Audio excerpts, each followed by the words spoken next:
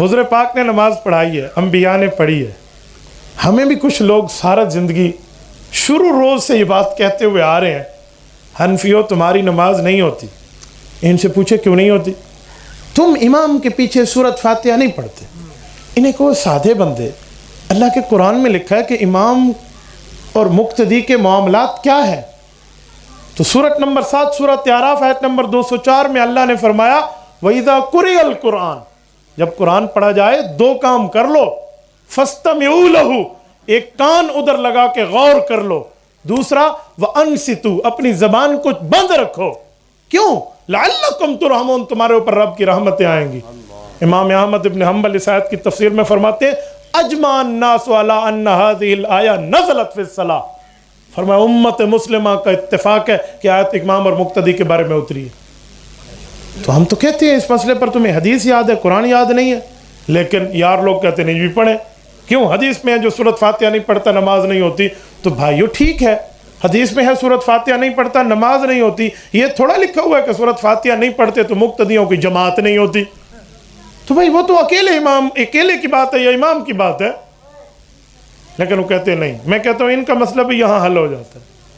آؤ ذرا پوچھتے ہیں حضور پاک علیہ السلام نے جو نماز پڑھائی ہے اور انبیاء کرام نے پڑھی ہے، تو کیا انبیاء نے حضور کے پیچھے سورۃ فاتحہ پڑھی ہے؟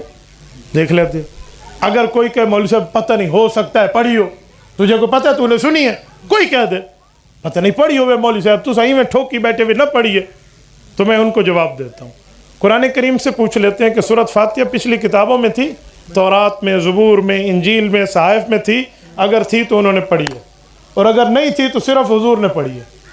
اللہ کا قرآن کہتے ہیں، میرا استدلال نہیں ہے، معارف القرآن ادریسی میں مولانا ادریس کاندھلوی رحمہ اللہ کی بات پیش کر رہا ہوں۔ فرمایا وَلَقَدْ آتَيْنَاكَ سَبْعًا مِّنَ الْمَثَانِي وَالْقُرْآنِ الْعَظِيمِ، محبوبم ہم نے سورۃ فاتحہ صرف تجھے دی ہے۔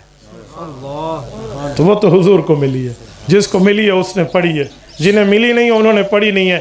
قیامت میں انبیاء کرام جس جگہ سے بطور نبی اپنی نماز کا ثواب لیں گے، ہم حنفی وہاں سے بطور امتی ثواب لیں گے۔